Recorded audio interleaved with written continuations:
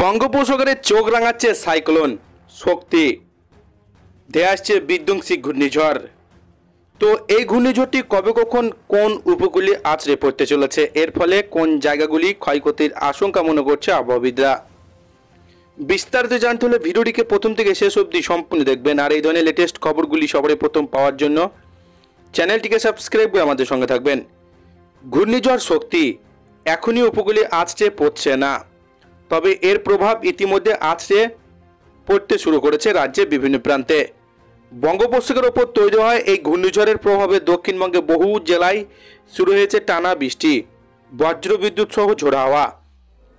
পরিস্থিতি মোকাবিলায় প্রশাসনের তরফে শুরু হয়েছে নানান সতর্কতামূলক পদক্ষেপ।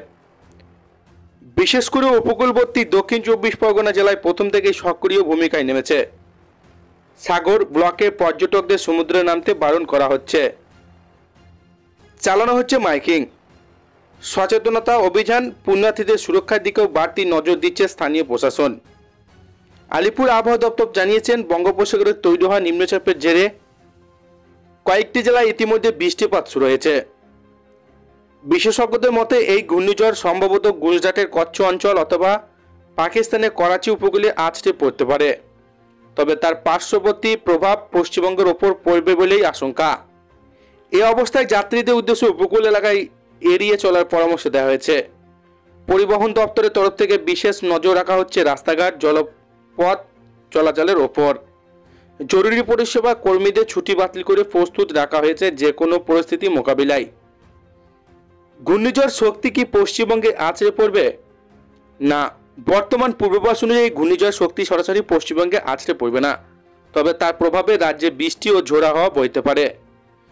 কোন জেলাগুলিতে সবচেয়ে বেশি প্রভাব পড়তে পারে? বিশেষ হল উপকূলবর্তী জেলাগুলি যেমন দক্ষিণ 24 পরগনা, পূর্ব মেদিনীপুর বেশি প্রভাব পড়তে পারে। প্রশাসনের কী কী ব্যবস্থা নেওয়া হয়েছে? ত্রাণ শিবির খোলা হয়েছে, দুর্বল বাঁধ চিহ্নিত করে বাসিন্দাদের সরানো হয়েছে, সমুদ্র তটে নিষেধাজ্ঞা জারি করা হয়েছে। কতদিন পর্যন্ত এর প্রভাব থাকতে পারে? পরবর্তী কয়েকদিন ধরে আবহাওয়া খারাপ থাকতে পারে বলে জানানো হয়েছে আবহাওয়া দপ্তর থেকে। তো এই ছিল আজকের লেটেস্ট ট্রেন্ডিং খবর। ভিডিওটিকে ভালো লাগলে লাইক করবেন। এই ধরনের লেটেস্ট খবরগুলি পাওয়ার জন্য চ্যানেলটিকে সাবস্ক্রাইব করে আমাদের সঙ্গে থাকবেন।